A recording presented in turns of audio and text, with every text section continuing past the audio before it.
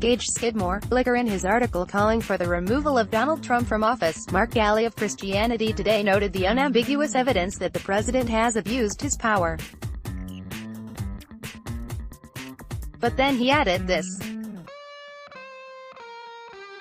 "The reason many are not shocked about this is that this president has dumbed down the idea of morality in his administration. He has hired and fired a number of people who are now convicted criminals. He himself has admitted to immoral actions in business and his relationship with women, about which he remains proud. His Twitter feed alone, with its habitual string of mischaracterizations, lies, and slanders, is a near-perfect example of a human being who is morally lost and confused." That gets to the heart of the issue about Trump for many people of faith. The man has demonstrated a lack of morality in how he conducts himself in office, as well as in his personal life. Beyond his history of sexually abusing women, and bragging about it, are the ubiquitous lies. As we witnessed once again during the rally in Michigan when Trump suggested that Representative John Dingell was looking up from hell, there is also the cruelty. When it comes to the latter, Kathleen Parker wrote that it is a shame that cruelty isn't an impeachable offense. But I was immediately reminded of the powerful piece from Adam Serwer titled, "The Cruelty is the Point. Trump's only true skill is the con. His only fundamental belief is that the United States is the birthright of straight, white, Christian men, and his only real, authentic pleasure is in cruelty.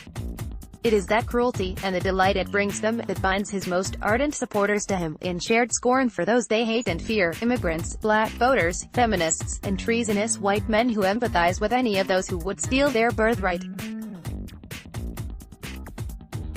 That is a harsh assessment, and I personally know people of faith who abhor Trump's particular brand of cruelty. But Serwer isn't completely wrong in his assessment. The culture of resentment on which the president's base of support is built assumes that they are at war. As such, they revel in the president's cruelty. For example, here is Evan say it. "The left has been engaged in a war against America since the rise of the children of the 60s. To them, it has been an all-out war where nothing is held sacred and nothing is seen as beyond the pale. It has been a war they've fought with violence, the threat of violence, demagoguery and lies from day one, the violent takeover of the universities, till today. The problem is that, through these years, the left has been the only side fighting this war. While the left has been taking a knee to anyone who stands in their way, the right has continued to act with dignity, collegiality and propriety. With Donald Trump, this all has come to an end. Donald Trump is America's first wartime president in the culture war, so, to my friends on the left, and these aren't those times. This is war. That is only a bit more militant than something we recently heard from the Attorney General during a speech he gave at the Federalist Society. In any age, the so-called progressives treat politics as their religion. Their holy mission is to use the coercive power of the state to remake man and society in their own image, according to an abstract ideal of perfection. Whatever means they use are therefore justified because, by definition, they are a virtuous people pursuing a deific end. Conservatives, on the other hand, do not seek an earthly paradise. We are interested in preserving over the long run the proper balance of freedom in order necessary for healthy development of natural civil society and individual human flourishing. There is no getting around the fact that this puts conservatives at a disadvantage when facing progressive holy war. As our culture continues to open the doors of belonging to those who have traditionally been left out, the people who hold that worldview see themselves as losing a holy war with enemies who are out to destroy them. That is what feeds their sense of resentment and victimhood. As Lance Mannion wrote, if they are under attack, then they're free to fight back. It is in that sense that they embrace Donald Trump's cruelty rather than find it appalling.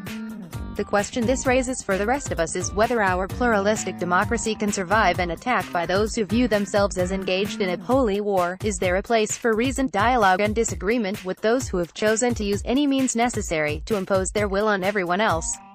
On the other And can our pluralistic democracy survive if we join them in sacrificing reasoned dialogue on the altar of winning at all costs? Finally, will these questions ultimately be answered if Donald Trump is resoundingly defeated at the ballot box in 2020? Or will the challenge persist? To be honest, I don't have the answers to those questions. As we head into the new year, they will continue to be front and center as our country struggles with defining who we are and what we want to become. What I can promise is that the Washington Monthly will be here as those questions unfold, and we'll do our best to reflect on how they're being answered. I hope you'll join us for that journey, and, to help us keep that promise, please take a moment to donate to our current fundraising drive. We can't do this without your financial support.